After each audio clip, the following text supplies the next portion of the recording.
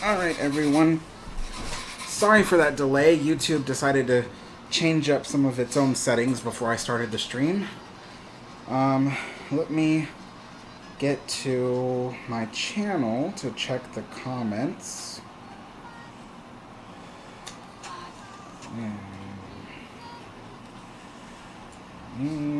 Alright, we have Mateo. Hello, Mateo. The professor's here. Hello, Professor. Professor Ismail. Kobe, how's it going? Jacob. Let's see. Munzer. Kevin. Buddy McQueen. Whiners of the Past. Hello, everybody. So, right now, we're just working on some of the stuff.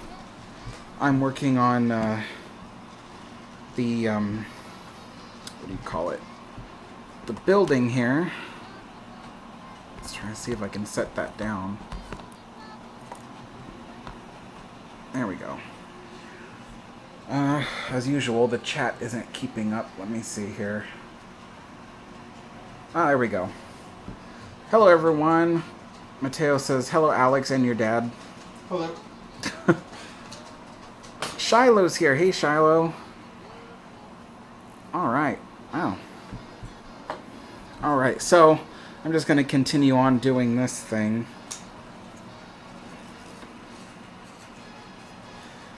Each one of these, see, I'm putting wood slats across this engine house.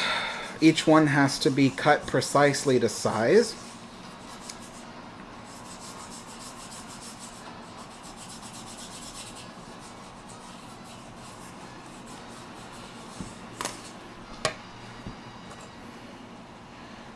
Mike says, oh, that's awesome, Munzer. Okay. Jacob says, I like that Porter locomotive. Thank you. I like running it. It's just, it requires the cleanest of clean track to run because it only has 4 power pickup wheels.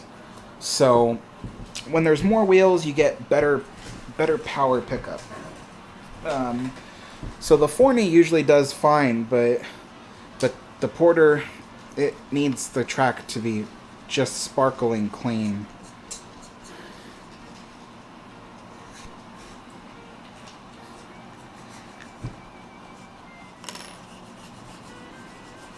Liners the Passes. Do you know when the next Tea Time live stream will be? Yes, it'll be on Wednesday.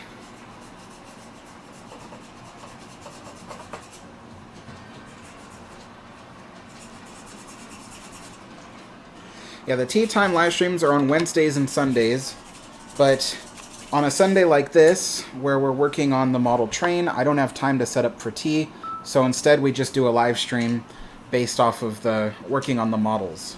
So that's what we're doing. Let's see here.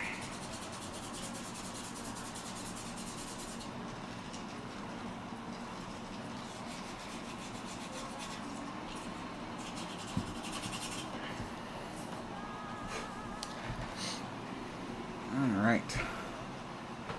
Michelle says, what a great model train. Thank you so much. Whoa, the chat's going fast. Jacob says, I have a Porter that hates any kind of dirty track as well. Yeah.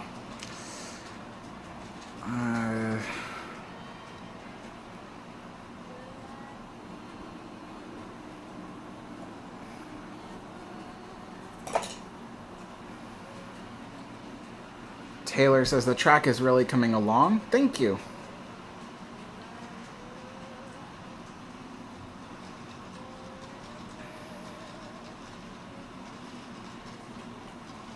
Let's see. Alright. So, now this one.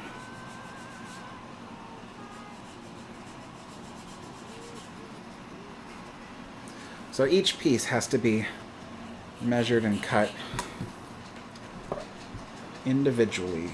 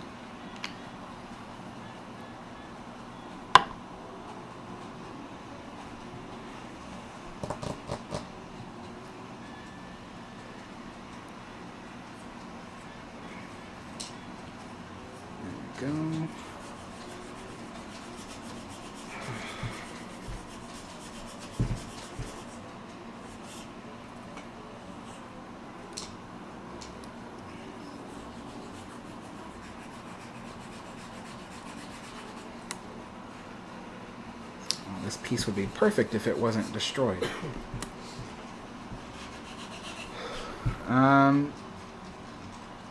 Mike says, that engine house looks nice so far. Thank you very much. Certainly was a challenge. Oh, this one's really warped.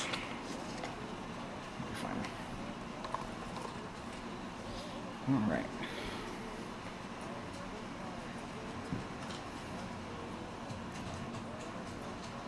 Lanners the passes. You guys are lucky you get snow at Christmas. Here in Australia, Christmas is summertime. Yeah. Oh, I know that. I used to live in Southern California, so. Yeah, we both used to. And the seasons there never change.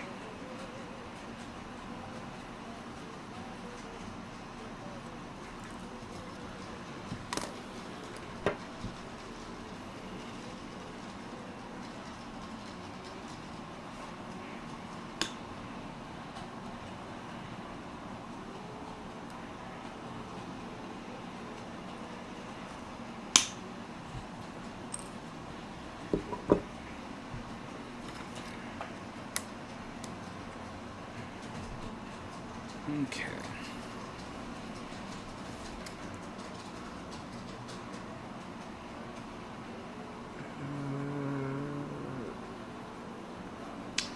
Lightning McQueen says, do you plan to make the engine house look all aged and weathered or making it look brand new?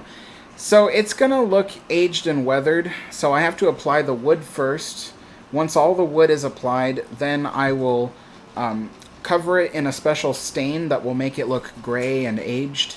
And then I'm going to paint it a color, maybe like a rust red or something. And then I'm going to sand it down a bit to make it look like the paint is chipping off the building. So it's going to look very aged and old. And then I'm going to, eventually when I buy weathering powders, I'm going to use weathering powders to make the bottoms all dusty looking, like the dirt's been splashing up against it during the rain, that kind of thing. There might be little bits of black dust powder on the tops here where the locomotives go in and out through the doorways to make it show that the smoke is accumulating. You know, it's making a smoke stain on the building. So stuff like that. It'll look very weathered and old. But on the inside, it'll look a bit more new, simply because that's how a lot of buildings look. On the outside, they look really dilapidated, but because they're more protected on the inside, they look just a bit newer.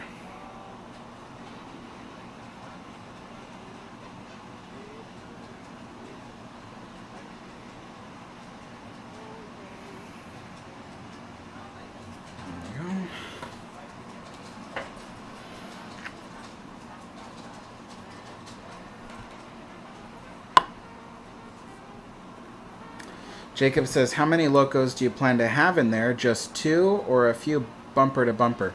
There's actually only room for 2 locomotives. Especially because my layout is a DC layout.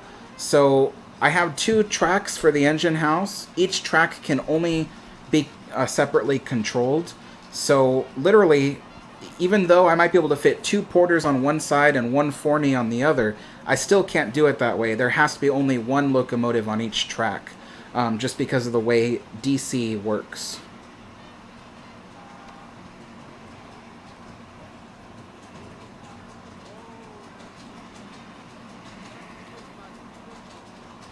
There we go. Hold on to that a little bit so it dries.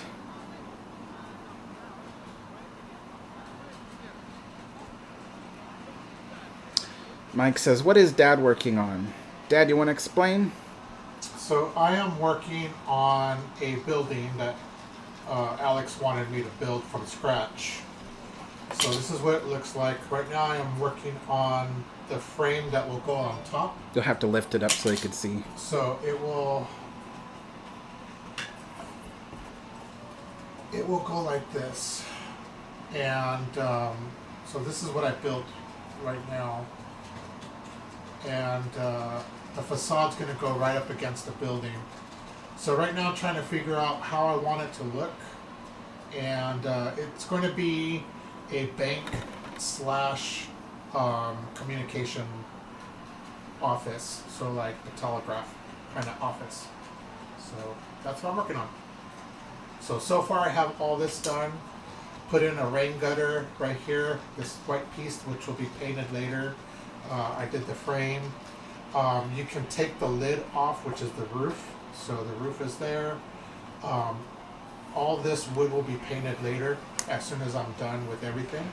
But you can take the lid off and Alex can do whatever he likes later on, as into if he wants to build living quarters up here, the bank down here, the telegraph office here. So that's what he'll be doing if he wants to do that. But he'll be able to lift it. I already did it so that he can do that. And that's what it looks like inside. So it's not that well done because, again, it's up to him how he wants to do it. But this will go in on top like this, and then it sits right like so. And I did it so that it doesn't fall off or anything. So there you go. Pretty cool. Michelle says the building looks amazing. Very talented. Thank you. I took architecture for 4 years.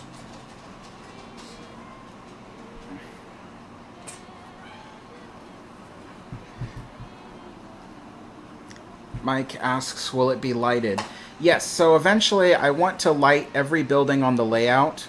I have an idea how to do it. And then I might even install special lights around the layout so you can see things like the mountain at nighttime.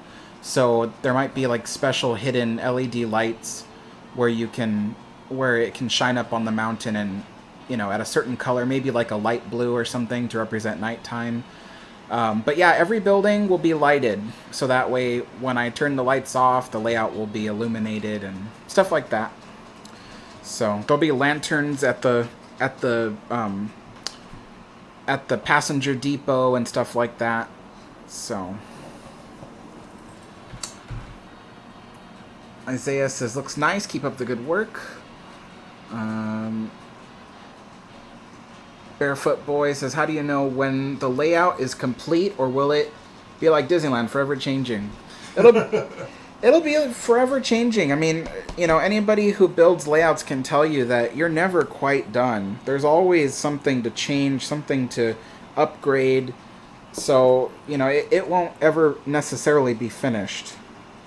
It might look finished to people who are, seeing it for the first time or something, but it's never quite finished.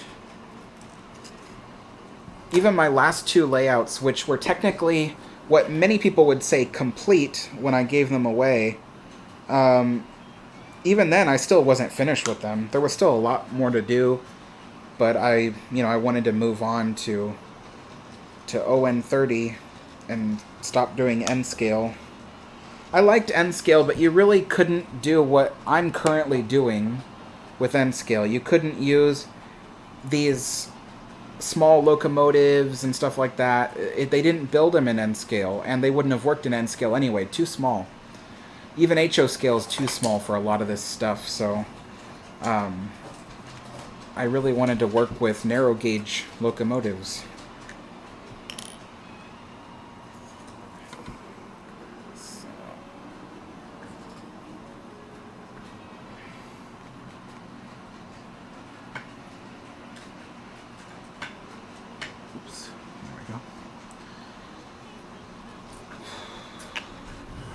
The funny thing about this engine house is I might have to build a separate little structure on the side of it, like right here, because there's actually not enough room in the engine house to technically work on the locomotives. There's no room for their equipment or anything.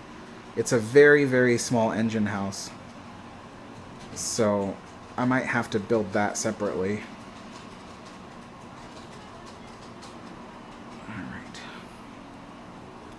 And just hold on to that.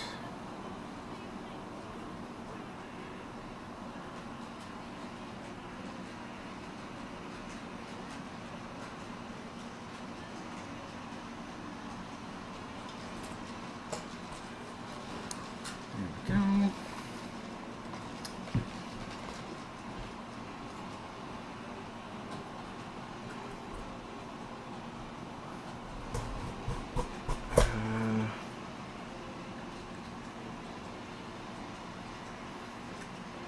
Derpy says, have you seen much of the narrow gauge routes on the East Coast? I once rode the 2-foot gauge line in Portland, Maine. It was pretty neat. Yeah, that's actually what my my model train cars will be based off of. Actually, the 2-foot ones. I mean, granted, the layout itself will be based off of a 3-foot gauge line in the Pacific Northwest, but my inspiration is the 2-foot Forneys of Maine. And so I've actually watched a lot of videos of those and what kind of rolling stock they have, and so my railroad will mimic that.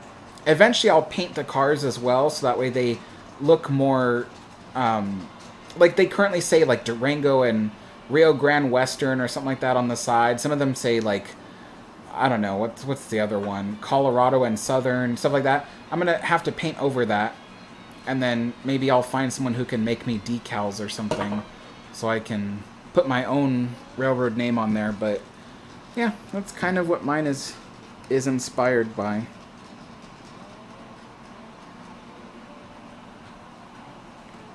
So I will go there.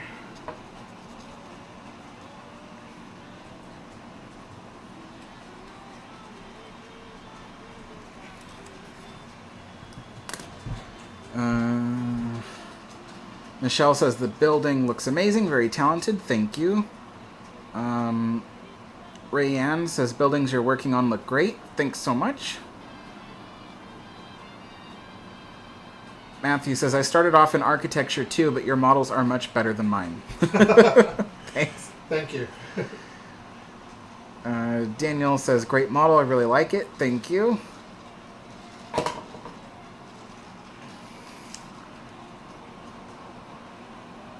Lana McQueen says, here's a suggestion for your layout. You can add a section of abandoned track.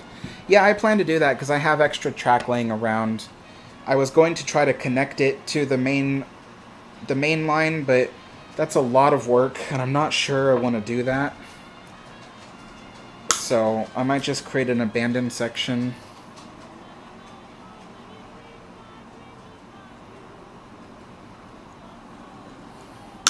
I don't know, I kind of still want to attach the other, the track to the main line. I'm just on the fence about it, because it's a lot of work to attach it and then wire it up and stuff. A lot of work.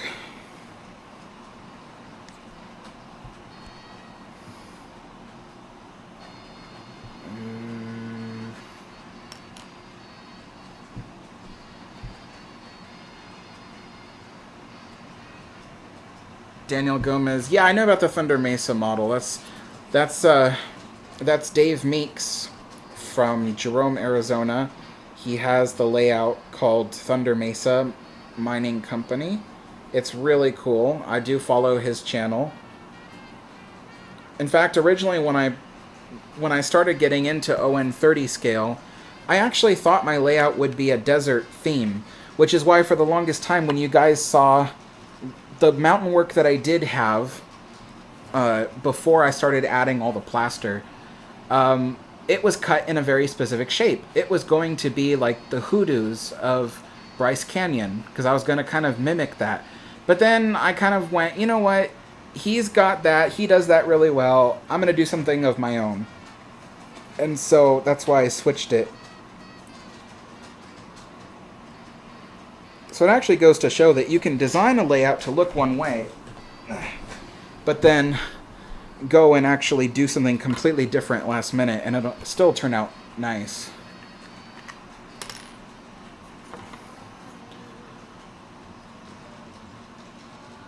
This is not as easy as it might look.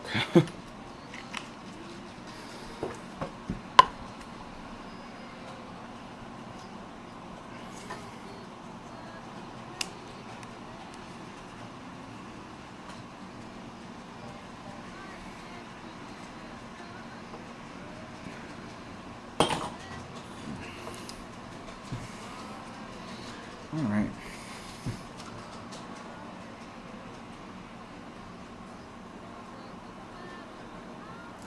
Rytupia says, do you have figures in the driver's cab? No, eventually there will be, but I haven't purchased any human people yet. There is a horse in the cattle car that's going on the train that's riding around right now. So, and then there's a horse next to the farmhouse on the other corner of the layout where you guys can't see. But yeah, there'll eventually be cattle and stuff, and then eventually humans and things. I'll put them all over the layout.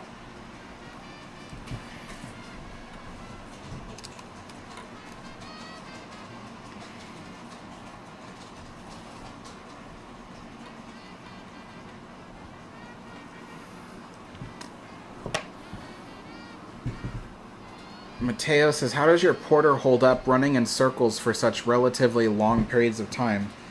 It's perfectly fine. I mean, as you can hear, it doesn't squeak like the other locomotive does. I think, honestly, it has something to do with how big the models are, because, they just run better. They're made of more solid materials. They just run better. That's one of the reasons why I switched to ON30, was that they're just hardier, They're like, well, they are machines. I was gonna say they're like machines. They just keep running and keep running. They're fine. And that's exactly what I wanted, because I usually run my trains for long periods of time. In fact, while I do have to oil the Forney locomotive once in a while, I've never had to oil the porter at all.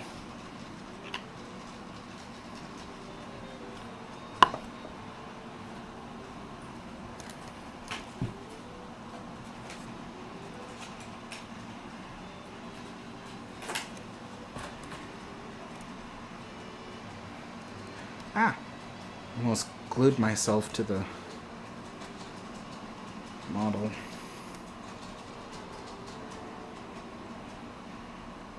There we go. Alright. The front has its first layer of wood. Actually, I am going to add one more piece right here. I forgot that I need to add this. So...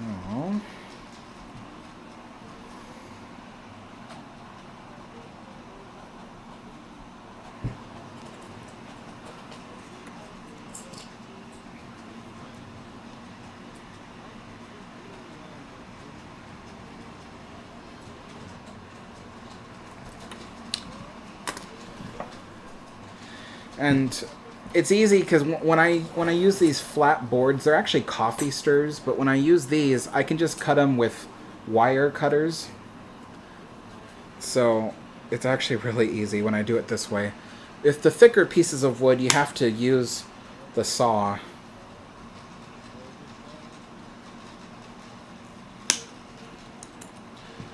There we go.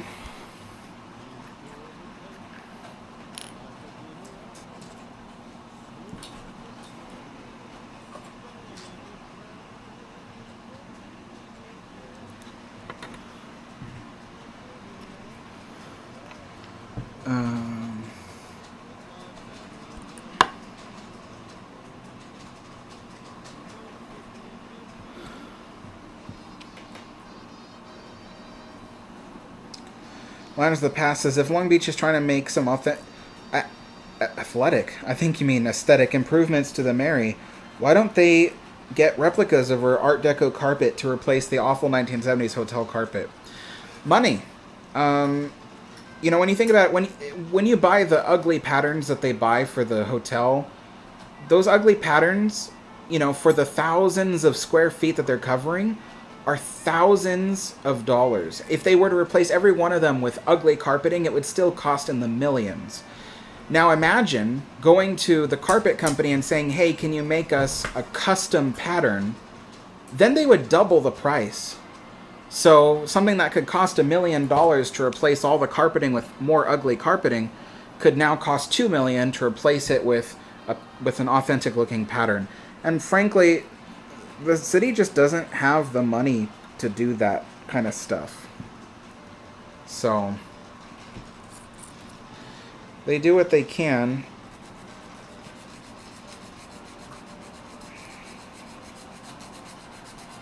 Right now, their aesthetic improvements are kind of limited to things like light fixtures and stuff like that. Because, jeez, it's not gonna. Can I see the saw real quick, Dan? Just the saw. Thanks. There's a piece of wood here that's.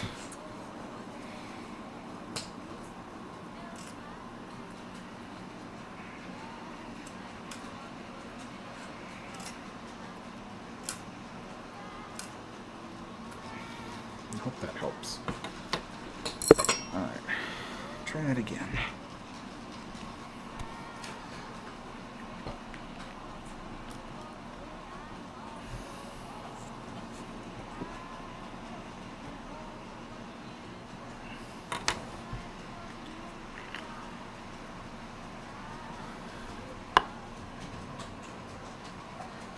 Mateo says you can probably remove the lettering with alcohol unless the main body color is painted. Yeah, the main body color is painted, so I don't know. But it's okay. I can always paint over it. It's not a big problem. Here we go.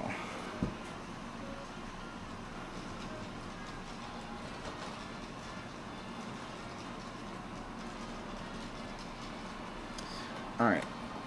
Now the front is mostly done. Like 70%.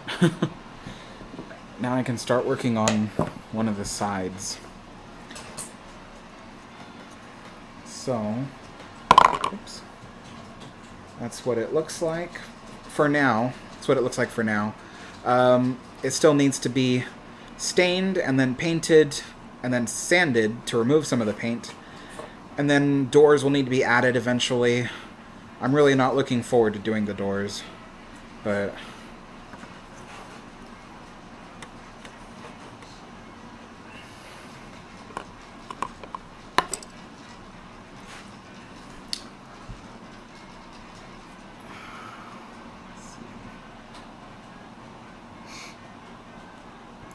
Cody says, is there a decade or era you're trying to go for?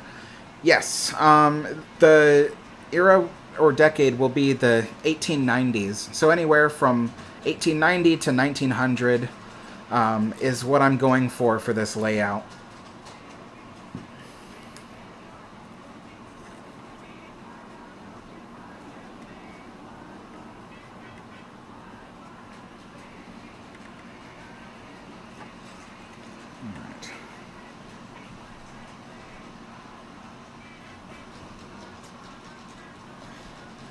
Goofy Rolls says, hi, Alex and Dad. Hello, Goofy. Hello.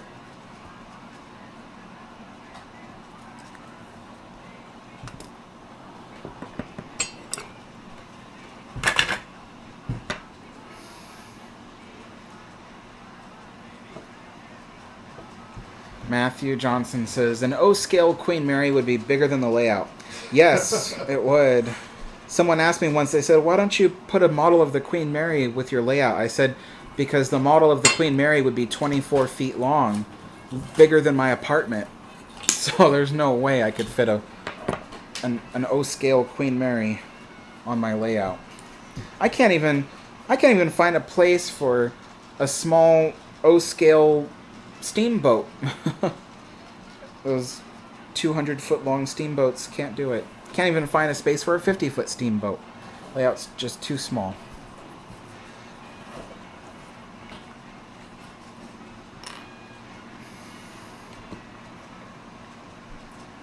Liners the Passes, where did you find your Kinnard tea set? eBay. Everything that I get that is old is found on eBay.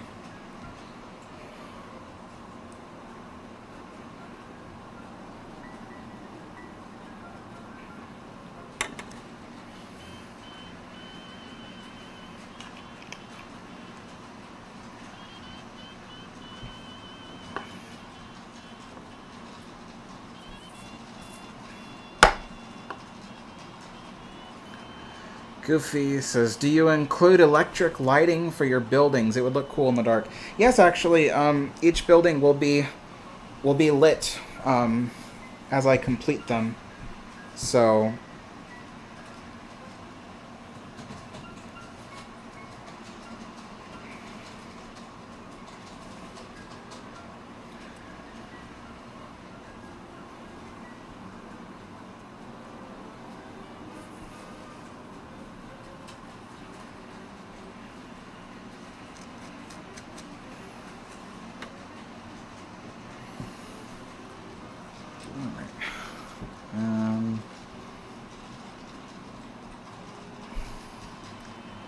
Jacob says, "What is your railroad name? I know you said, but I forgot." It is the Tumble Rock Canyon Railroad. It's named after that big canyon that you guys see in the train cam.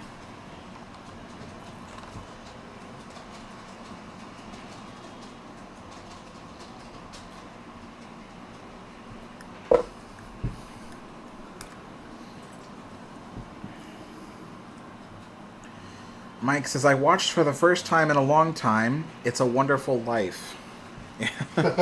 I've seen that once. I've seen it many times. Really? Yeah.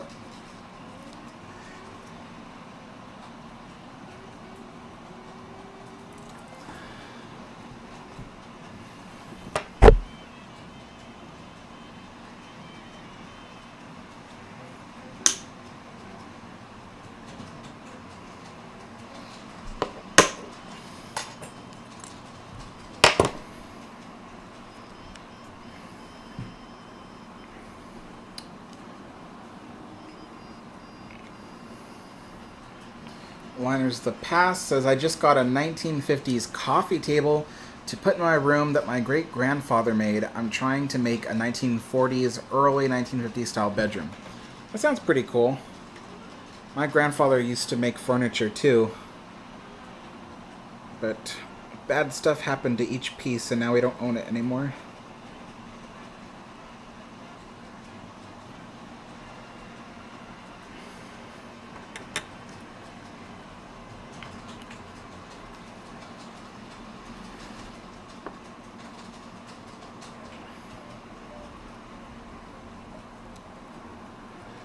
Yeah, I'd like to, if I had the budget, I would decorate my apartment to look Art Deco.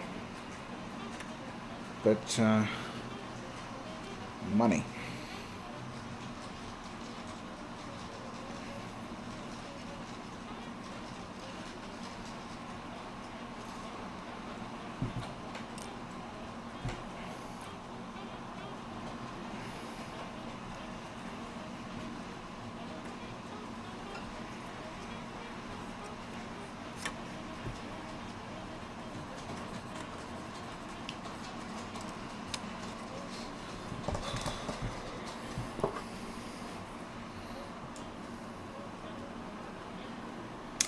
Goofy Roll says, "I bet your layout will be beautiful, and you building it with your dad will have such nice memories."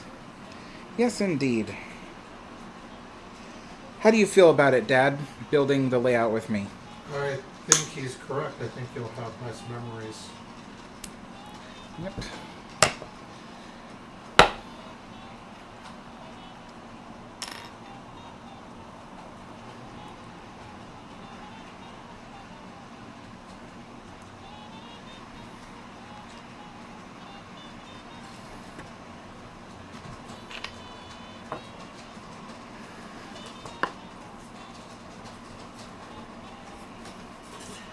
Michelle, the Queen Mary is open for free tours. You have to have booked a tour for the ship. Unfortunately, they are currently all booked out, but there is kind of rumor going around on the news that the Queen Mary should be fully opened in March, which includes the hotel portion. So if you want to book a room for a hotel, that will probably happen in March. I don't know if it's going to be the beginning of March or the end of March. Probably, by the way things are going, we're looking at the end of March. I'd like to try to book a room there if I can, but we'll see.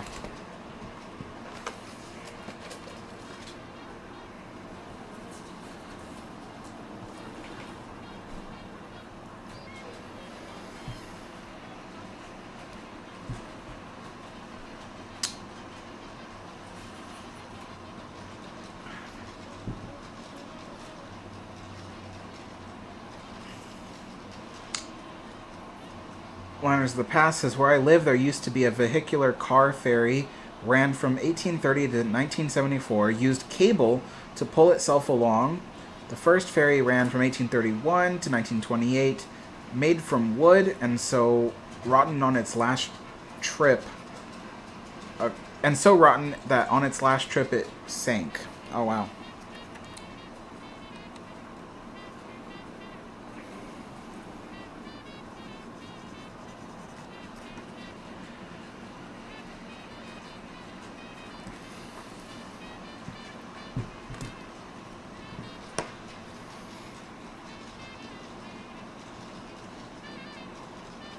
You know where I want to go is to see the Durango and Silverton narrow gauge railroad in Colorado.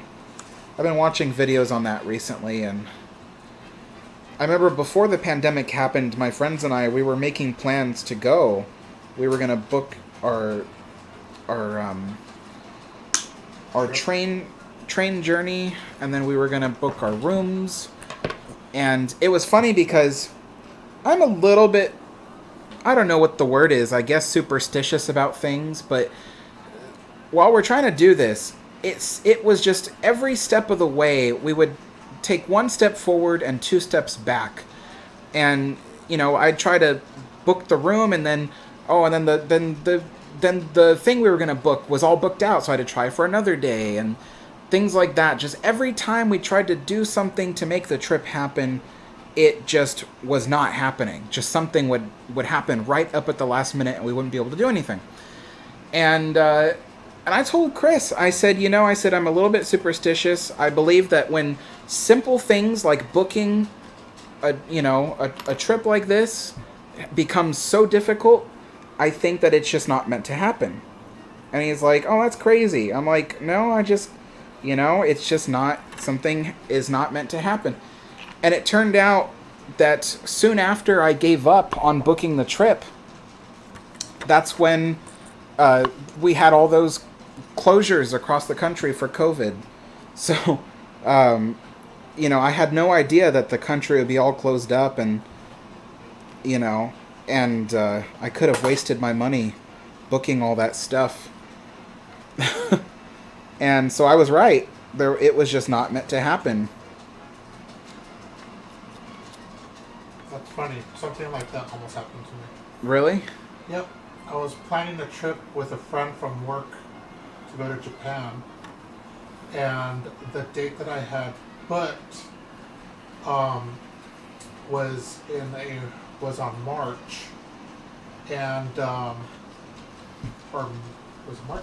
May? I'm not sure. Anyways, I booked it, and or I was going to book it. I told him when the date was when he needed to give me his part of his money, and then the date came, and he told me that he couldn't do it because he had gotten a job on a cruise line, so he was going to leave and go do that. So I said, oh, okay, thank you for letting me know. Well, anyways, move forward to when the date that I was supposed to be in Japan, that's when the big tsunami hit. Oh, whoa. So, yeah. Oh my gosh. So I would have been there for that. Wow. Yeah. Where would you have been on that day that it happened, do you think? Anywhere between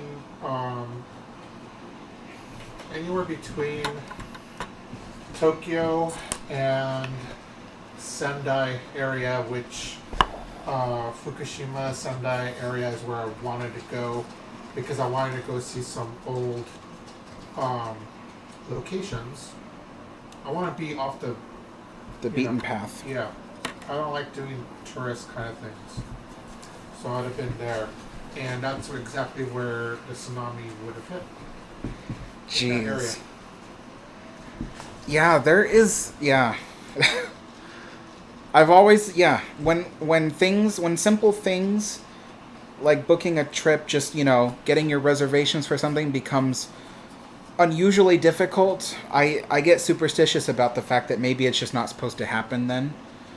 And yeah, that just proves my point there. Me and my dad's stories.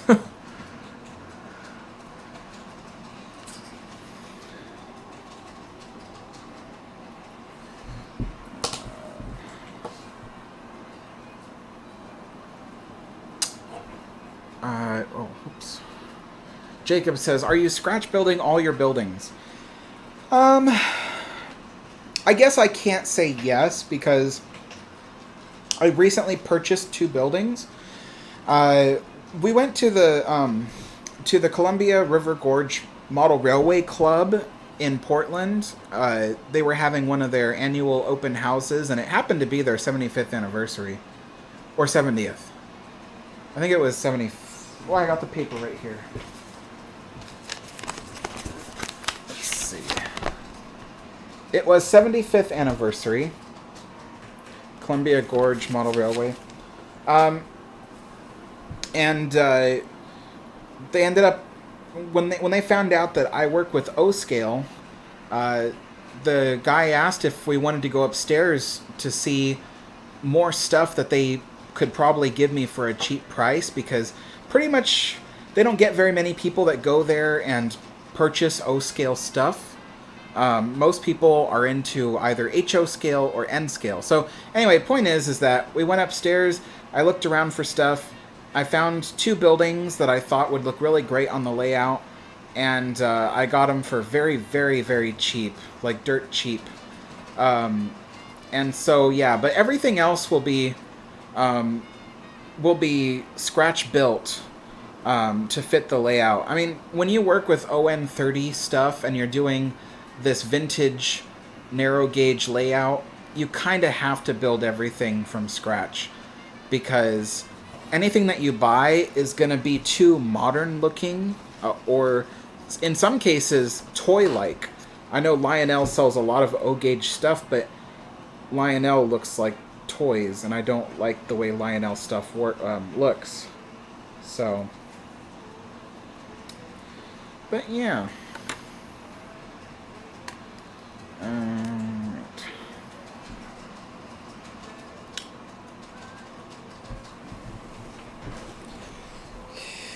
Here. You handled this while I use the restroom. I handled that. Yeah, just talk to them if they say Okay. something. Yeah. So goofy rolls. I kind of feel like that's about Santa Barbara. I've been there twice, and it seems like it's never worked out. There was always something that went wrong. I learned that it was also just not meant to be. Yeah, it happens. I don't know where you live, but for me, Santa Barbara was always close, and I never had a problem with it. You just don't want to go there when it rains, because the 101 sometimes gets in trouble. Sometimes it gets washed away. Sometimes there is landslides. And that's with all of 101, actually, all the way up to Northern California. So it all depends on the time of year that you go. Lightning McQueen. Near my grandmother's place, there used to be a huge paper mill and many railroad systems and an old swiveling ring. And when they were dismantling the bridge while getting the gear out, it fell off the barge. Okay. And it still sits where it lies today. Oh, wow. Interesting. Let's see here. MP, you're not superstitious. Good. Let's see.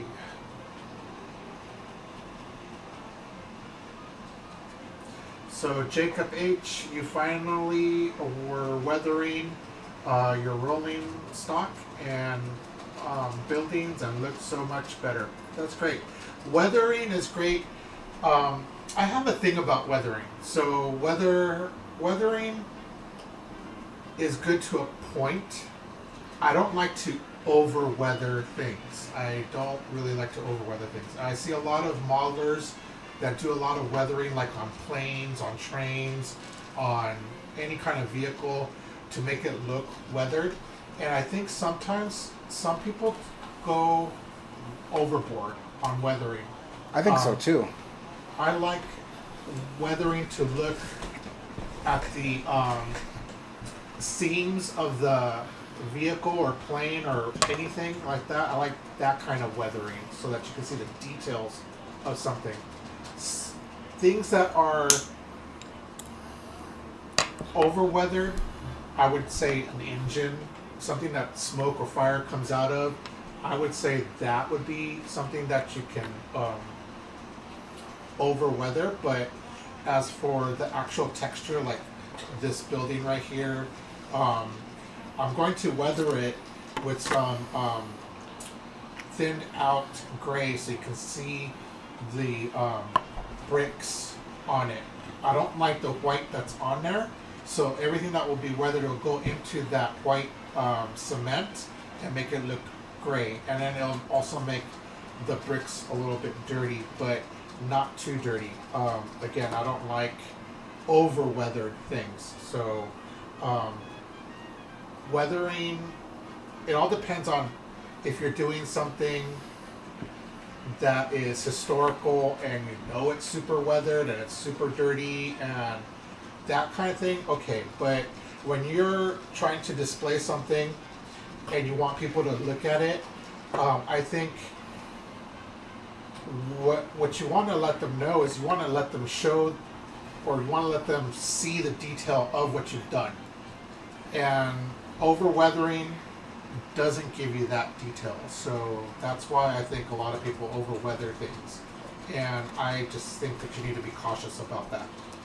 Yeah, because I've seen stuff that it was so over weathered and dirty that it just didn't look like it would, like some people take their diesel locomotives and over weather them to the point where all you see is the dirt, and I'm like, there wouldn't be a company that runs their diesel locomotives that look like that. To some degree, they would just wash it, like I've seen some really in real life weathered locomotives, and some of them have been pretty dirty. But like I said, there's people that when they weather their model locomotives, it looks way too weathered. Just looks odd.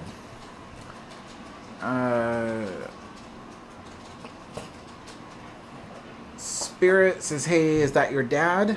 I haven't been getting into your streams lately because I've been so busy with Christmas and all." Yes, this is my father, Joe. Hi. All right. Wow. Look at that. Let's see here. It's finally done. Well, not fully finished, but I mean, the shape and everything is done. That looks really neat. Yeah. I've added 2 smokestacks on the back. Oh yeah, on the roof. Look at that. Pretty cool.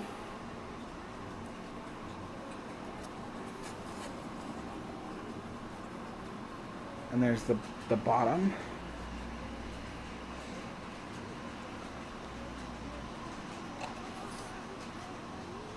And the top. Very neat. So now I just have to add the windows. So, the glass, I should say. Yeah, I have the I think it's over here. yeah.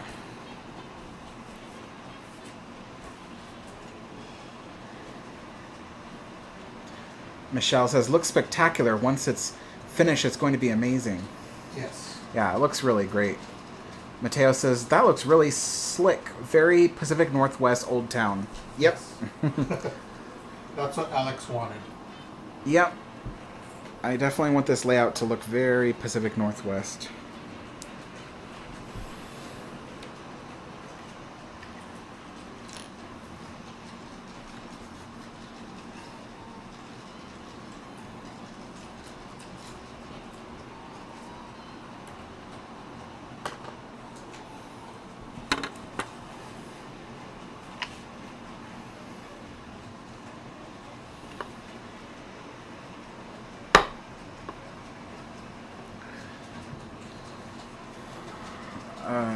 Jacob says, I'm trying to do a cross of Pacific Northwest with a little bit of desert town in it.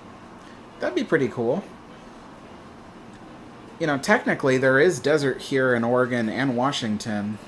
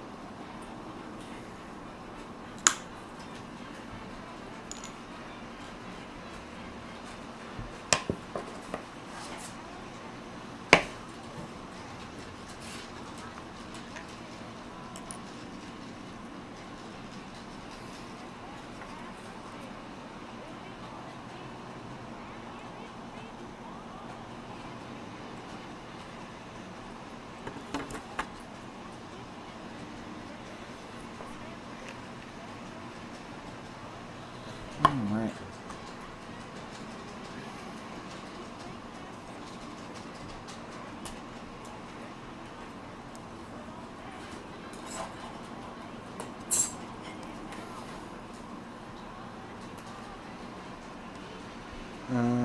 NCC says, have you thought about relettering some of the rolling stock in the Sumter Valley Railroad of a 3-foot gauge railroad that... Wait. For the Sumter Valley Railroad of a 3-foot gauge railroad that ran in eastern Oregon, which a portion is a tourist railroad now. I'll have to look that up. That's pretty cool. I didn't know that. Well, my layout is inspired by the Pacific Northwest, but it's not directly related to it. So my rolling stock will probably be relettered to, say, Tumble Rock Canyon Railroad or something, or TCRR. It's a very much made-up railroad, simply because there weren't very many narrow gauge railroads in the Pacific Northwest, particularly Oregon. And plus, I don't want to model something too closely to the real thing, because then it'll get scrutinized and people will be like, oh, that's not on the railroad, you know. So, I don't know, but it's going to be made up to a certain point. But yes, eventually all the rolling stock will be relettered when I figure out how to do that. I don't have a way to reletter it currently, so I'll just have to figure it out in the future.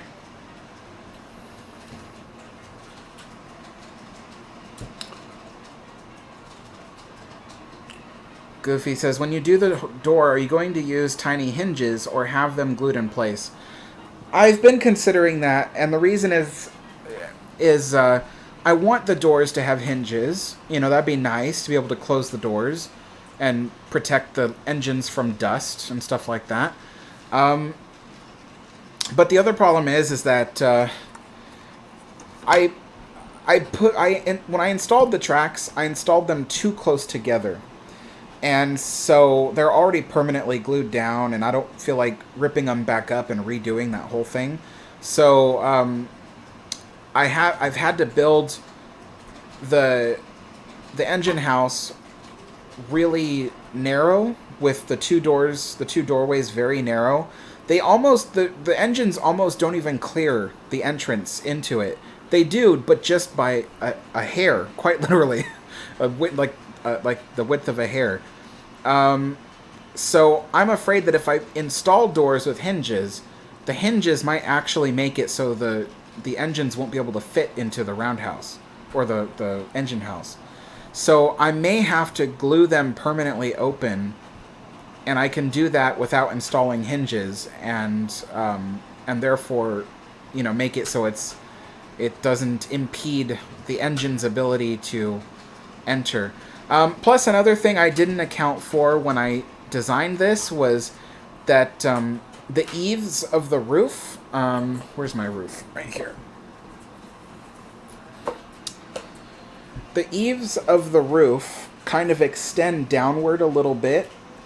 And one thing I didn't take into account when I designed this is that the doors may actually, if I did swinging doors, they might actually hit the eaves of the roof.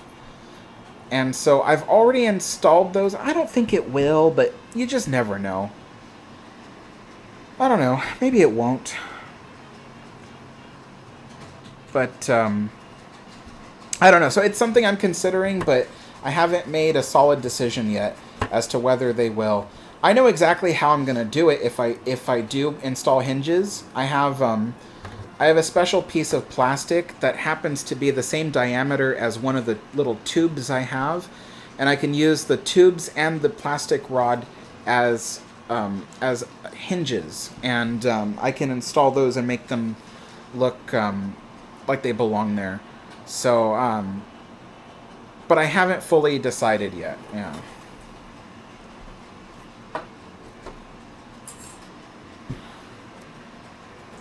I thought I was talking about my hinges on my doors. Oh, I don't know. I have no idea. Yeah, I wouldn't do it. Those doors are too small. I already put hinges, or I didn't put hinges, but I put the doorknobs. Yeah, he put doorknobs on it, but...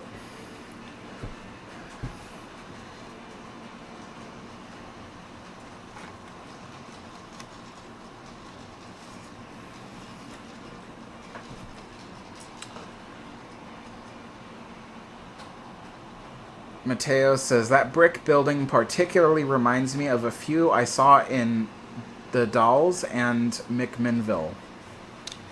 Interesting. It's which building? The brick building you're working on. Oh. They can't see the other one. It's your standard era building. A lot of buildings that were built back in the day were all pretty much cookie cutter kind of buildings, which still happens nowadays, but it's kind of taken from like a colonial kind of feature. I don't know if you know, but so this is the door right here. So I don't know if you can see. That's the door. You have to bring it closer to the camera. Okay.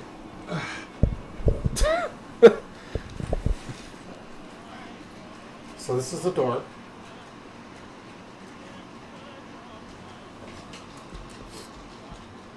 There we go. All right. So you've seen these doors before. The style is also probably on your doors now.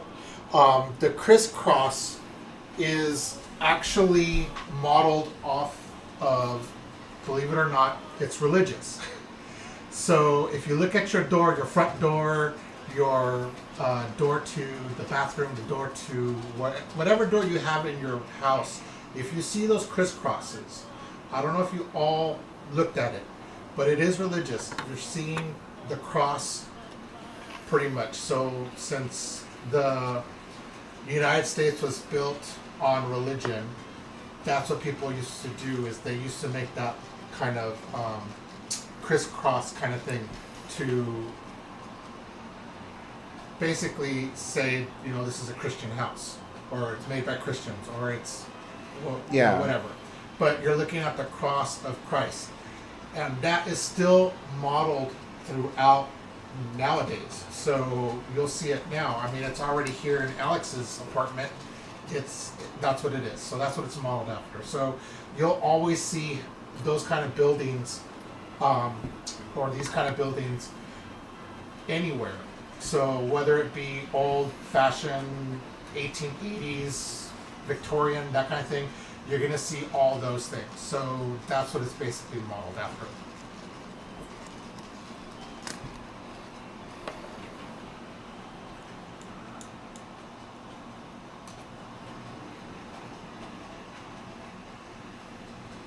Alright, so the windows to the doors are done.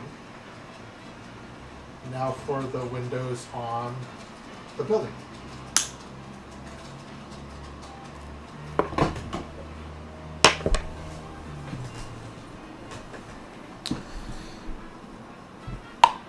Chris Surfez says, my layout that I used to have was 10 feet long by 8 feet long.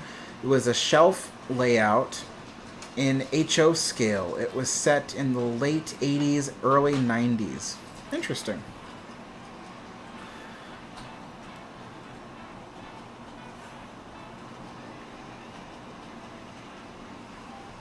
NCC says another 3-foot gauge was the Ilwaco Railway and Navigation Company on the coast of Washington by the mouth of the Columbia River. It ran until 1930 and was partially owned by Union Pacific. Oh, that's another one I'll have to look at. Maybe I can use that as inspiration. In fact, once I glue this, I'll look that up right now.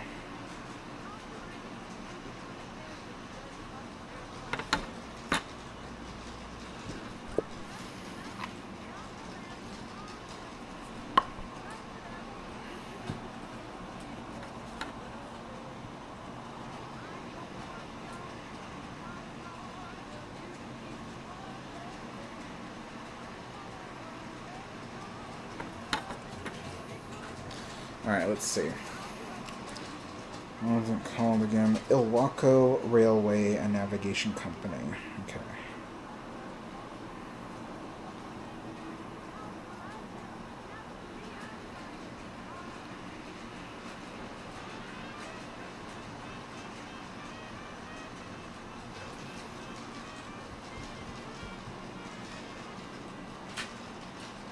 Ran for 40 years along the Columbia River. Let's see.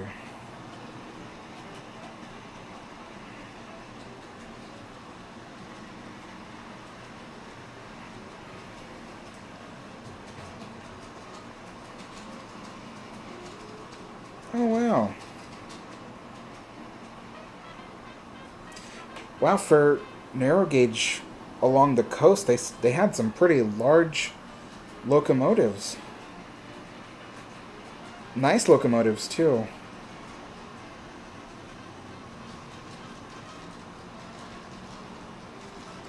Some of these, like, there's a 460 that I want to get from Bachmann, but the problem is that my layout, the tightest turn on the layout is an 18-foot radius, or 18-inch radius. So, what is that? That's 36, no. What? No, that's 30, no. I can't do math in my head. But 18-foot, or 18-inch radius, and that's too small for the locomotive I want, which is a 460. And because they recommend that the minimum radius for the 460 is a 22-inch radius. And right now, the trestle you see there is a 22-inch radius. So that's the minimum, but I have a smaller curve on the layout. So I can't use that bigger locomotive. I'm restricted to the small ones. Bachmann also has a 440 in this scale in ON30. The 440 is no longer made anymore, so if you find them on eBay, they're usually like $300. I found one with a damaged drawbar that was $160. And I thought to myself, like, can I repair that drawbar? Because it's the part that screws into the wheel that's missing. But I don't know if I can. I looked up on their website, because Bachmann has train parts. So I looked on their website for their train parts to see if they have that special screw that goes into the wheel. They don't sell that particular screw. So if I bought that locomotive that was damaged, I'd be screwed. Yep. That's my little joke for today.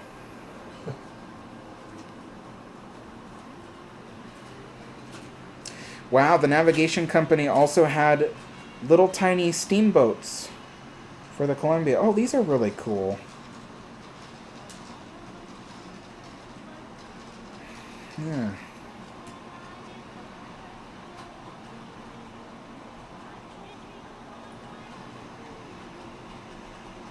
Yeah, I really like this Ilwaco Railway.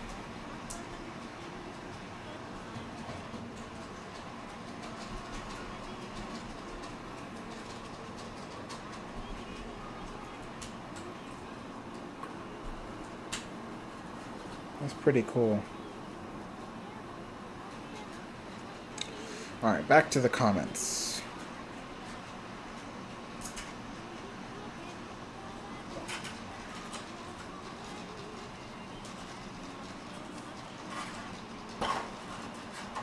Jacob says, what about a 060? I don't recall, but I don't think there's any that are being sold. I don't particularly want a 060. I don't like the way that they look. So I will say that even if they had one available, I don't think I'd buy it. I like porters, but only, 2-axle porters. I like 042s, like the one that's running right now, and I like Forneys. But I'm not into the 060 porters. They're just too weird looking for me.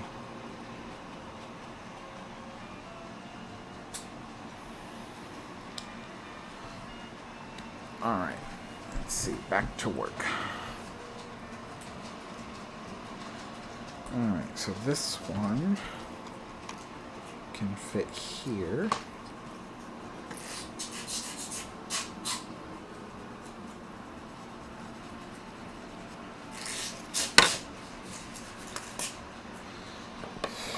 Mike says, I'm back for a bit. I'm watching The Sound of Music.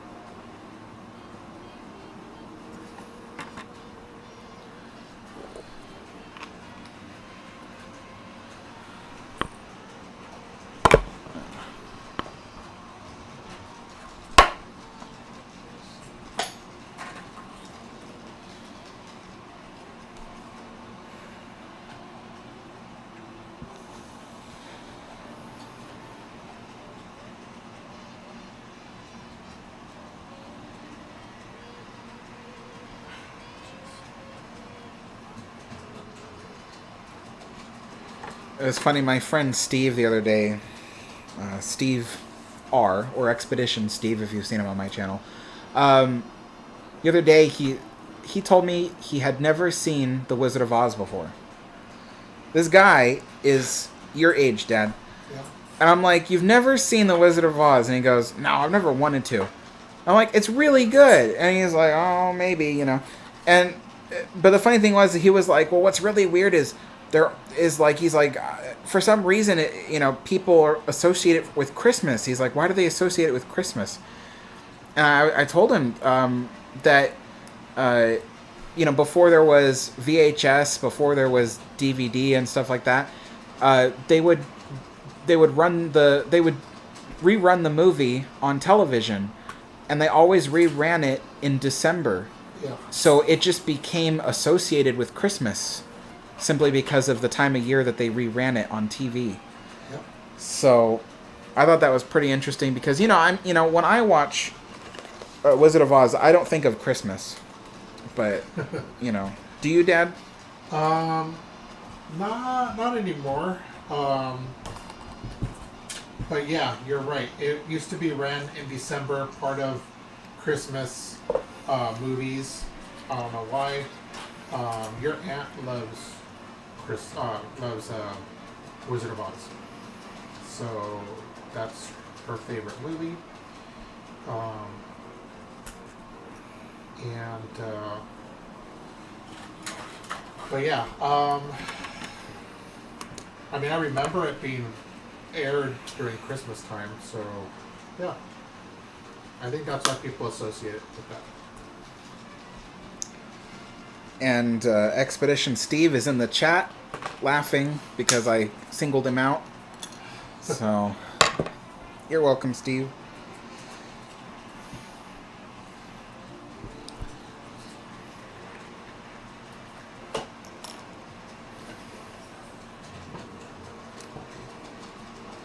Miners the Past says, have you put up a Christmas tree yet? My mom wanted to put ours up in September. September? My gosh. No, I don't have one. Honestly, all my money went to Christmas presents, so I don't have one. I don't even have any decorations. I have a pile of presents that'll go towards everybody. But no Christmas tree. I was hoping earlier, like in November, I was like, you know what? Maybe I'll get one of those tiny, like, Christmas trees, and I'll put them on my counter. When I do the live streams, you guys would see it. But yeah, I never had the opportunity. It was like the tiny ones that you get at the grocery store during Christmas, So I thought about doing that. I still could. They're really not that expensive, but I just haven't been to the grocery store recently.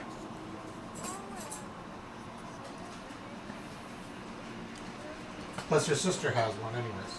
So She has one, but they're everybody watching this is not at my sister's house, so. Let's see. Expedition Steve says, did your dad have a radar detector? Oh, that's right. Steve wanted me to ask you the other day that did you have a radar detector in your car in the 90s or whatever? no, I always wanted one, but I didn't think, and I still don't think they kind of work, anyways. So I don't know. Let me know if they work. I really don't think they work. Yeah. I told him that now you have Waze, so you don't even need it. Yeah. But yeah. I was telling him about how Dad, I used to when I was a little kid, I used to think that you had this like really unique car because all the time you had to take the face off of the radio, and then you also had to put the big orange club on the steering wheel. So I thought you had this unique car that nobody else had. That's funny. Nope. That was just called security, and also my face on the CD changer. Yeah. So that's funny. Yeah. People don't really have those anymore, do they? The face on this that removes from the CD changer. No, and new cars don't come with CDs Anymore. anymore. So everything is digital. So yeah. Yeah, I don't even think there's even a market for stolen car radios because every car now comes with a pretty decent, music setup. I'm not going to say radio, but a music setup. I think there might still be, but it's like for third world countries. So I think people steal those and then they take them down to like TJ, and then you have the criminals down there that sell them off to other countries. So I think there's still a business for that, or not a business, but you know what I mean. Yeah. Yeah. Did your car ever get broken into? I had a car. My very first car. Somebody broke the window to it. I think they might have thought that something was in it. Oh yeah, that's right. They were trying to steal the radio, and this was a 1971 Plymouth Valiant. That was my very first car that I ever owned. It cost only $500. My grandma got it for me because the condo that she had moved into or bought was owned by a lady that only, believe it or not, took the Plymouth Valiant to church and back. And so it only had 2,000 miles or something like that on it.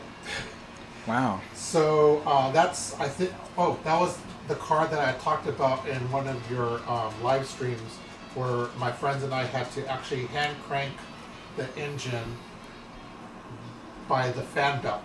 So the fan belt, the timing belt, all that had to be hand cranked because it was just sitting in the garage for too long. So yeah, but somebody did break into it. I never have anything valuable in the car.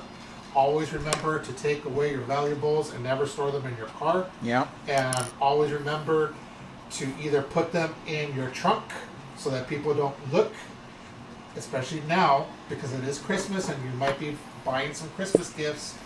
Put them in your trunk. Lock it up because people are looking into cars and that's how you get your car broken into. Yep. I know I do a lot of window shopping.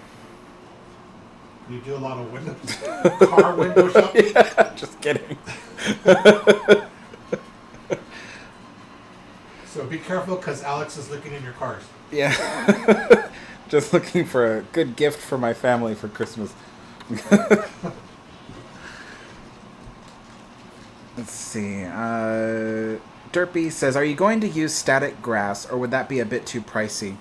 You know, the static grass system is really pricey, but I think there is a way that I could just buy the static grass itself and then glue that in. You know, it wouldn't stand up the way that static grass is meant to stand up, but there might be a way to use it. I know that when I make the trees, I'm going to need to replicate pine needles. So very tiny pine needles. So I'm planning to buy really tiny static grass and then just shake that on the trees as I'm making them. That's a technique I've been watching lately, and I think it looks really good. It looks very realistic. So I might do that with static grass. Otherwise, what I think I'll do is they actually sell tufts of static grass already pre-glued into tufts of grass. And so I might just buy those, like a lot of those, and use that in certain areas. I also have what's called ground cover. So I have huge bottles, like, you know those what do you call them? Like the commercial restaurant bottles of spices? Well, I have those, but they're full of like ground foam covers, all different sizes, everything from powder to big clumps that look like bushes. And so all that will be used to decorate the entire layout. I have enough of it to build multiple layouts, believe it or not. So really, I think the static grass would only be used to shake onto the pine trees that I'm going to make. And I won't really need it anywhere else. So, because the static grass system is kind of expensive, and I'm only going to need it once. So I'm like, why spend all that money for something I'm only going to need to use once? So... yeah. Goofy Rolls says, over the years, my family has dispersed all across America, so this year it'll be only me and my mom. Enjoy a family Christmas while you can. Yep. Always enjoy your Christmases with your family.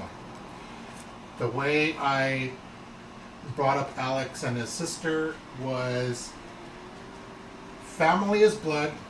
You may have arguments, you may not like each other, but you always keep your family together. So always watch your backs together, no matter what happens. If somebody else that is not part of your family doesn't like you, you always treat your family with love. Either whether you're having an argument or not, you want to keep them together, and definitely try to do as much with your family as possible, and especially with your mom. I mean, I can't do that with my mom. My mom passed away, and it was very hard for me. And but yeah, I always do things with your family. The more things that you do with your family, and even if your family may have an argument with you, or they say they don't like you or whatever, the more you do with them, that goes away. Mm-hmm.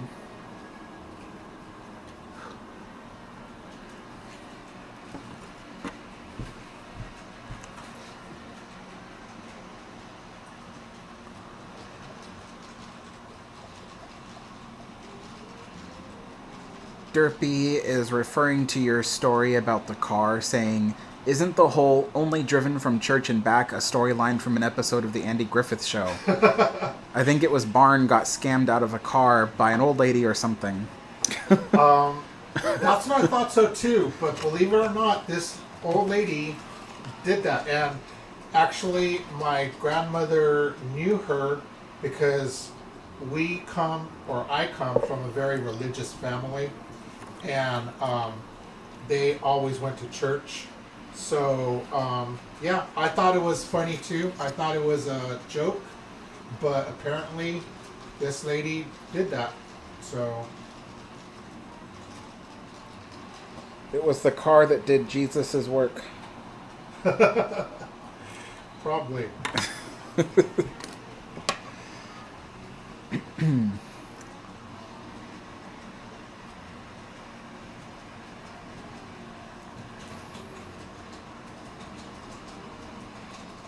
Liners of the Past says static grass becomes very difficult to clean once it gets old because it starts to disintegrate. Does it really? I don't really know what it's made of, so I wasn't actually sure how it acts when it gets old. But that, if you're right, then that's interesting, because I might have to take that into account, because I want to only use materials that will last as long as possible.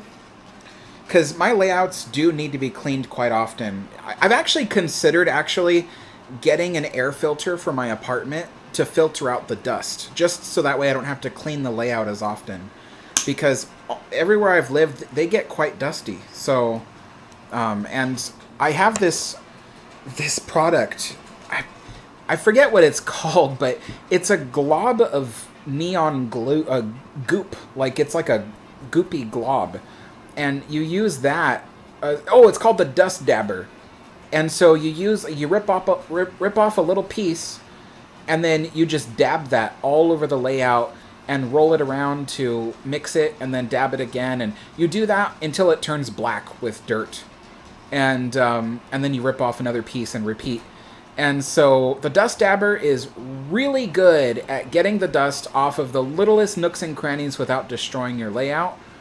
But I do know it'll probably grab a lot of static grass. If I had static grass all over the layout, it would probably rip out a lot of it, and it, and then, yeah. But the less I have to dust my layout, the better. So I've actually considered getting some kind of air purifier for my apartment, just to reduce the amount of times I have to do that.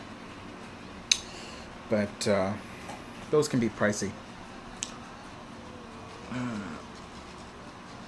Steve says, I get plenty of pine needles and snow here. Yeah. I don't know if I told you, Dad, but since Steve lives pretty much east of here, Yeah. any weather we get up here pretty much goes all the way over to him and becomes much worse. So if I see rain, I'll be like, hey, Steve, I'm sending rain over to you. And then he'll get like this really terrible storm that knocks out his power. Or like when we had frozen rain here, it went over there and he got like a blizzard and like a foot of snow. Yeah. So yeah, it's always much worse when it gets over to him.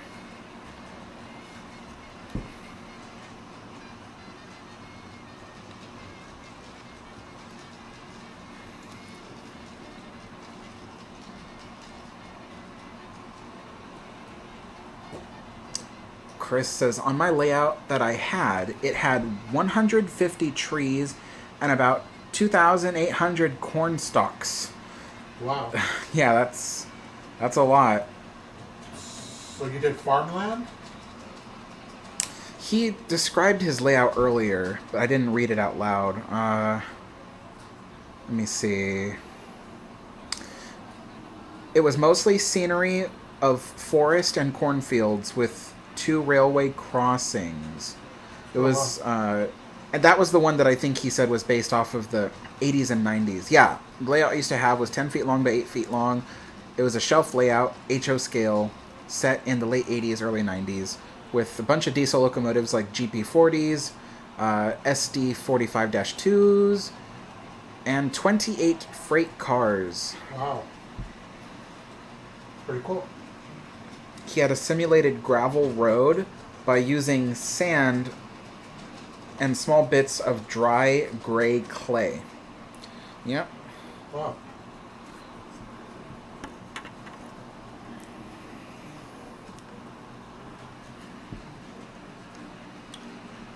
That's pretty good.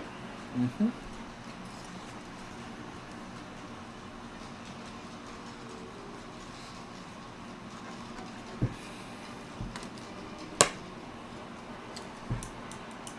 Steve says, are you going to have vehicles like cars and trucks? Where would you get the right scale? So this layout is based in the 1890s, so they didn't have cars back then, unless I got like some kind of European steam-powered car, but that would just be a bit much for Oregon country, you know. So I don't think there'll be any cars on this layout. But if I did want to get cars, they actually sell them everywhere. You can get them on eBay. You could get them at a train store. There's a few train stores where I live.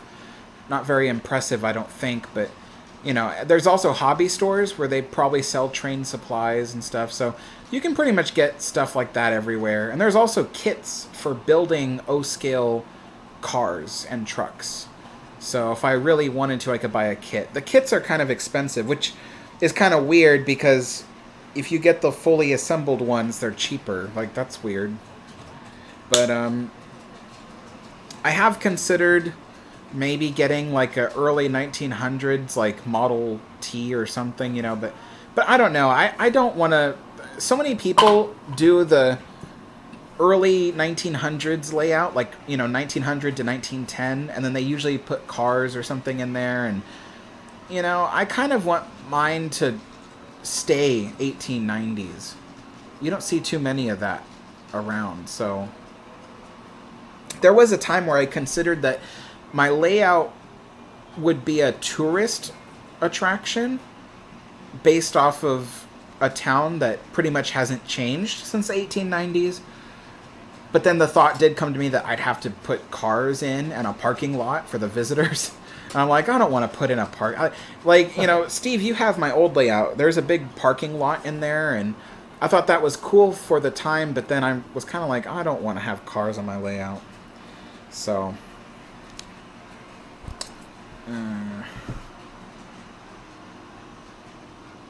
Liners of the Past says, why does the first class main lounge on Queen Mary not have any furniture in it anymore? I would think it would be nice to sit in there with some coffee or tea. You are absolutely right. It would be very nice to sit in there and have some coffee or tea. The reason why it no longer has furniture in there is because they use it for banquets and other things that earn them money. So if there are any surviving pieces of furniture from that room, then it is now in what they call forward storage, which is basically the cargo holds of Queen Mary. They still have a lot of vintage 1930s furniture that the ship still had, and it's all stored in there. Yeah. But as for the big rooms on the ship, such as the main lounge, the first class smoking room, the other lounges and smoking rooms around the ship from second and third class, and also the first class main restaurant on our deck, the largest room on the ship, that is also has no furniture. And that's all because those rooms are designated for banquets and other booked events. And when you book those and you ask them to set up tables and chairs, what they'll give you is just typical banquet tables and chairs. So folding tables, basically, and then you get these cheap steel chairs with a round seat and a round backrest that are stackable. And that's all you get. And I've always said that what they should do with those rooms, because those rooms do not get fully booked that often. Not very often. So what I think they should do is, at least for the main lounge and at least for the first class smoking room, is they should turn the first class smoking room into the tour department room. So you go in there to speak to the tour guides to book your tours, and then there will be lots of seats and period furniture for you to sit and relax while you wait for your tour to start. Because, as you know, if you take a tour on Queen Mary, they make you stand on the starboard promenade, and they have different areas where you have to stand. And I'm like, sometimes people are waiting like 15 minutes for their tour guide. I'm like, so why don't they just have a room where people can relax and lounge before the tour? That would make it so much more interesting. So, yeah, I think they should turn the first class smoking room into a waiting room and the headquarters for the ship's tours. And then as for the first class main lounge on the same deck, that should be given back its furniture as well, and use that as a everyday events room. So they could do live performances there, both musical and theatrical, because they have a stage. They could do movies at nighttime, because there is a projection room on the other side that projects onto the stage. So they could do movies at nighttime. And they could also serve afternoon tea in the main lounge, just the way the ship would have done out at sea, because that's what the main lounge was for. It was for serving tea during tea time, so they could do stuff like that, and the room could be busy all day, and tours could go in and out of the room easily. As it stands today, like when the ship reopens in March or something like that, and you go on a tour, they might say, oh, we'll see if the main lounge is available to walk you through. And if it's not available, then they can't walk you through there. Well, with my idea, you should be able to walk through the main lounge all day. And that would be perfect for tours. So, yeah, there's a lot of things that they should have done. And I'm still hoping that maybe they'll do. Maybe, I know that the city does watch my videos sometimes. I do know that some of the influential people who are in charge of the Queen Mary do watch my videos on occasion. So if they're listening, that would be a really good idea. Take my idea. Because I would love to be able to go there someday and then just relax in the main lounge and have a cup of tea.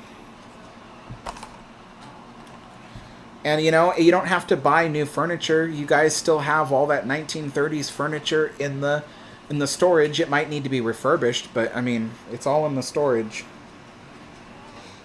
Let's see. Steve says, I'm going to 3D print some stagecoaches. Hey, that'd be cool. It has to be O-scale, though. But yeah, that would be cool.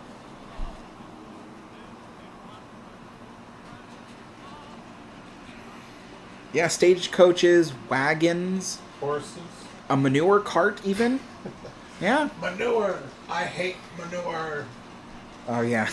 Steve's going to laugh soon at that. Liners of the Past. What do you want to say? You going to say something? No, I was going to say that's from Back to the Future, if you don't know. But he knows. Liners of the Past says, what I don't understand is, why is basic maintenance on the Queen Mary, like painting or fixing handrails or carpet fixtures, not done? Well, we actually discussed this yesterday on our live stream.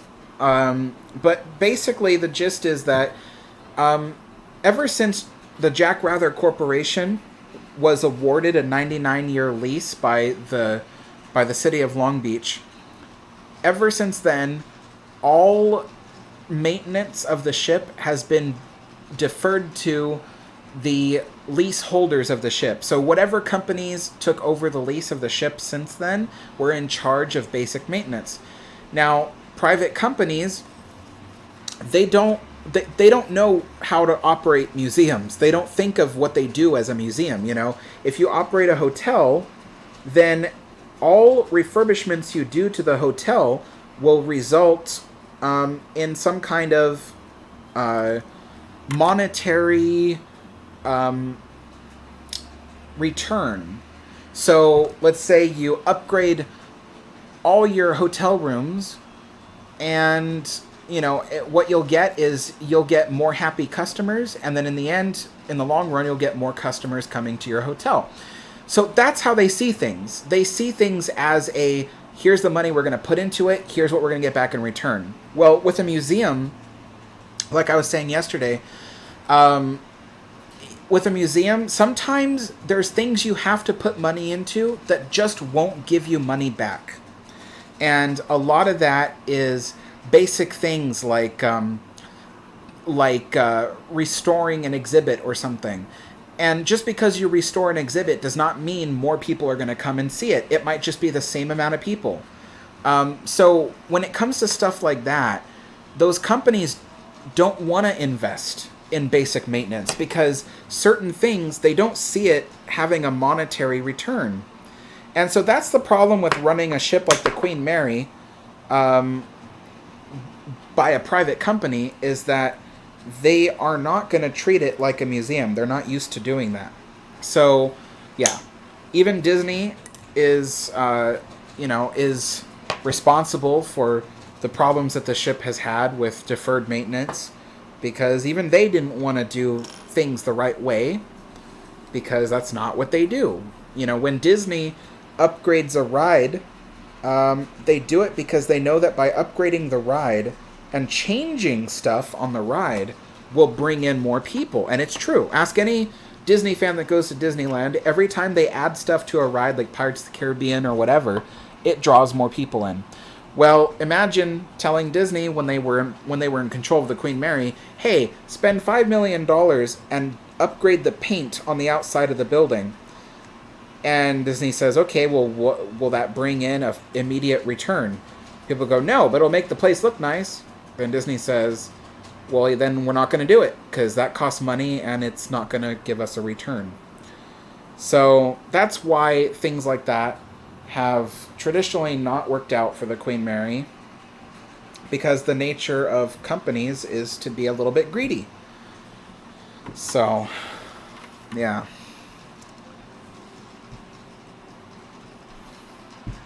Let's see here.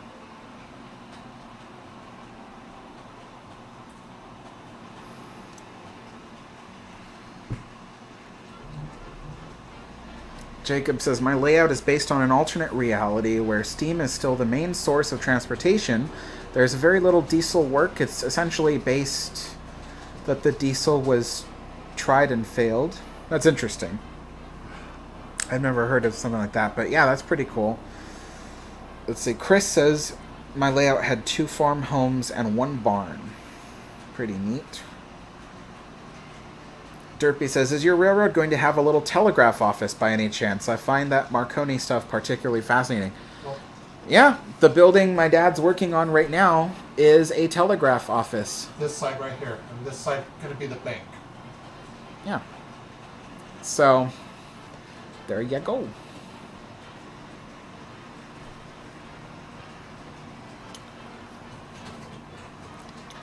That also means I'll have to install telegraph lines on the layout. I need to cut this.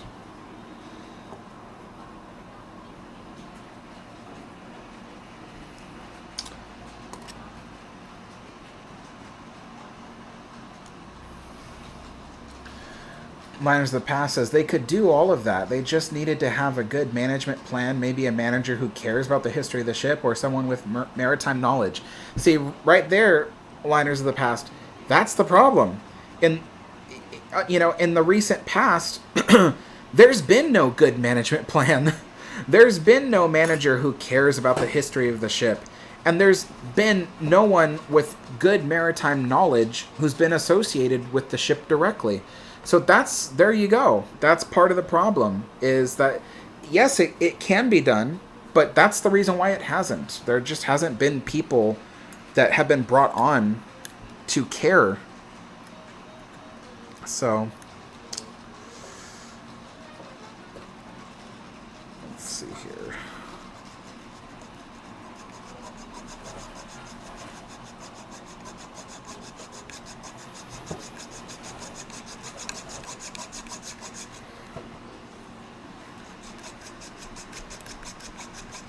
Alright, I think I'm done with all the building.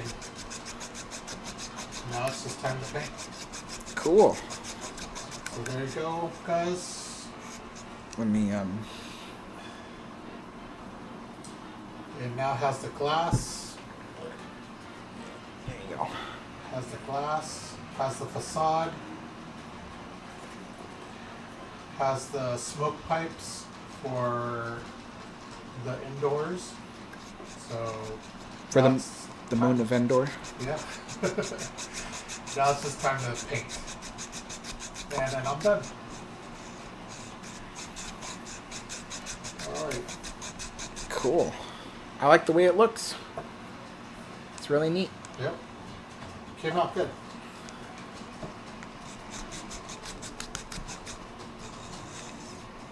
Oh boy. This is hard to cut through.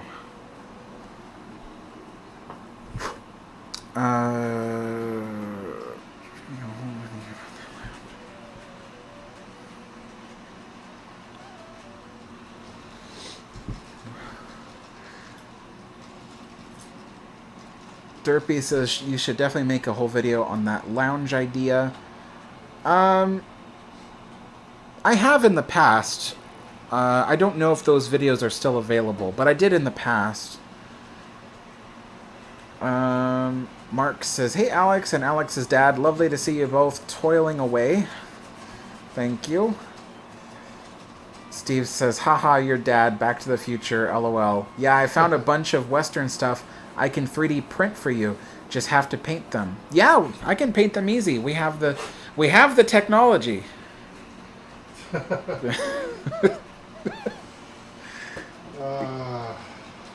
Yeah. You know, I used to have a Steve Austin action figure. Oh, really? Yes. And the Bigfoot from the TV show. The Sasquatch. Because Steve Austin met the Sasquatch on one episode.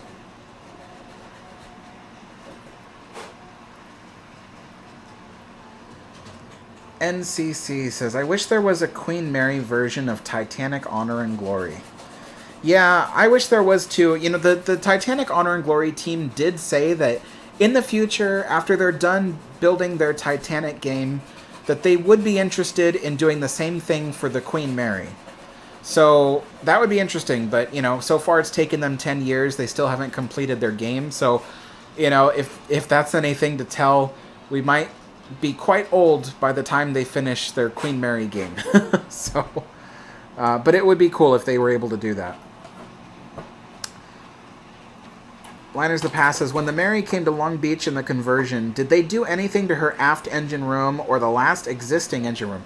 Yes, they installed the walkways. So to this day, when you go into the aft engine room, one of the reasons why it's so easy to get around with the nice wide open walkways and the big, you know, like spacious staircases is that they added all that in. They had to cut some of the pipe work to fit all that stuff in there, but now today there's big open walkways to get into the engine room, which you don't often see with museum ships. Like me and my dad were talking about in the last Tea Time stream. A lot of museum ships, when you go into the engine rooms, you still have to climb down those narrow ladders and walk across the narrow catwalks. But with Queen Mary, they have big wide open spaces because in the 70s they installed all that stuff. So, but yeah, other than that, they installed brand new lights in the engine room, so that way, because I don't know if you guys know this, but when the Queen Mary came to Long Beach, she was entirely a British electrically designed ship, and so she was not compatible with our American electrical grid system. So they had to literally reinstall all the lights on the ship and all the wiring so that way it could fit with our electrical system. Particularly because the ship was entirely DC powered. So instead of like how today our homes are powered with AC and we might use an adapter for our cell phone charger to convert that to DC, well, Queen Mary was entirely DC all the way through. So that was not compatible for lighting the ship up with electricity. So they reinstalled all the lights in the ship. Some of them they were able to keep the original light fixtures, but just rewire them. But yeah, in the engine room, they installed brand new lights, so that way you can easily see the machinery.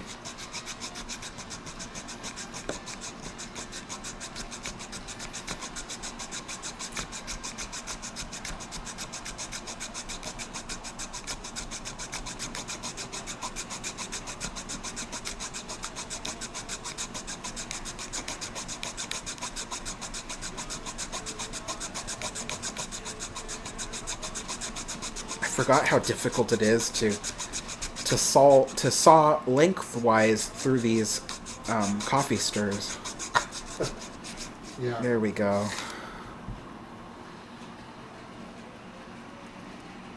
Oh, this one got sawed through the wrong area.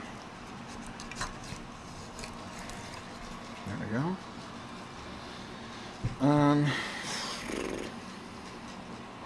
Mike says, "Tell Dad his building looks great." Oh, thank you. Yeah, he's done an amazing job with that building. Mark Cooper says, "This is exquisite work, gentlemen." Thank you. Thank you. Chris says, "One good thing about the Iowa-class battleships, it won't take a long time to get them fully operational. It would probably take about a year and a half." Do they? Yeah, that's true. Why is that? Because they still have some of their internal systems that can still be easily put back into service. Oh, wow. Yeah.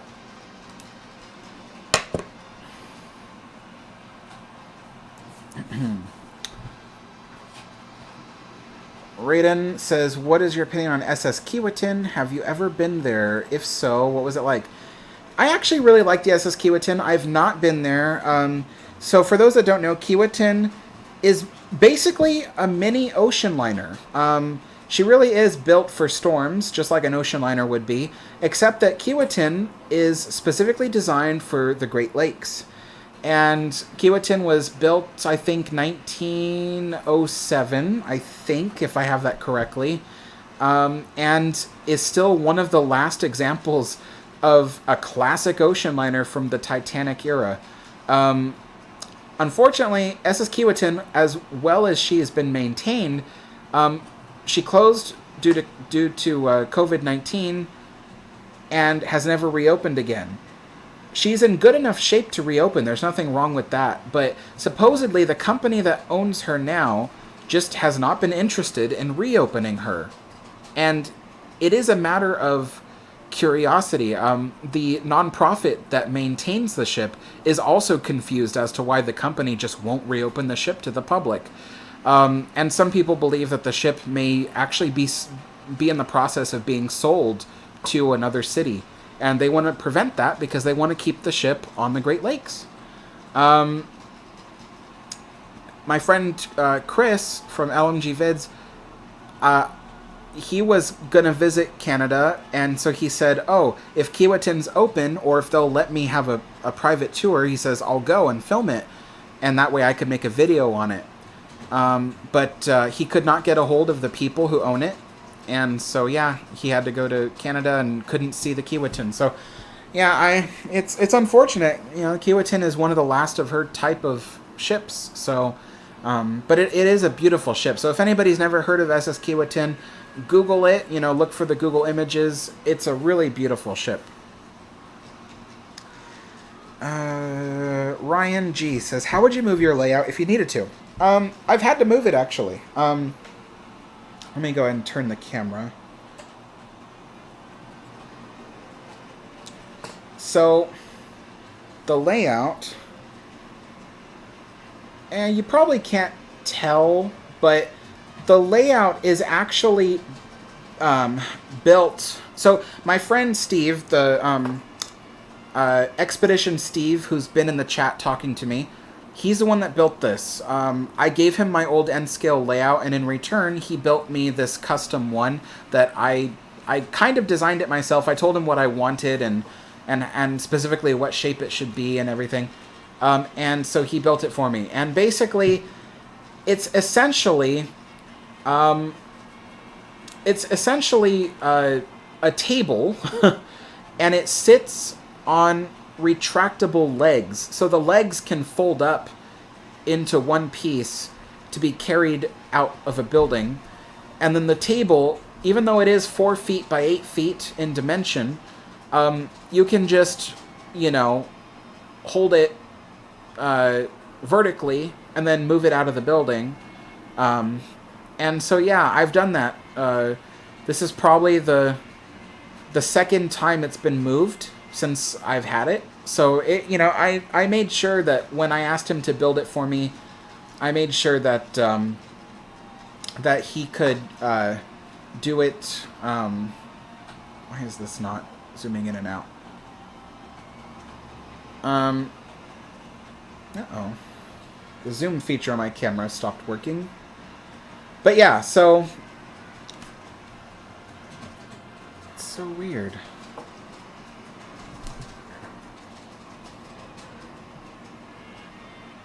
Oh, I know why. The camera connection on my software. Sorry about that, you guys. For some reason, the connection from my camera to the software stopped working. I don't know why. So the screen is frozen. Let me see if I can disconnect it. Hold on. I'm gonna go try to fix it. I shouldn't have moved the camera.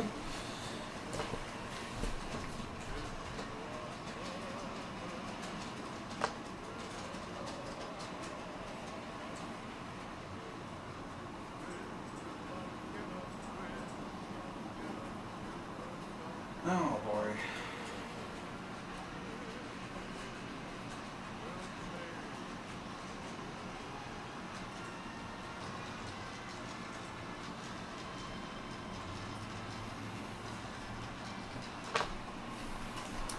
Okay, well, the camera is frozen. Technical difficulties? Yeah, because when I turned the camera to show everybody the layout, I must have jiggled the cord, and so the cord disconnected the camera, and when it disconnects, it automatically freezes the image on the software I use.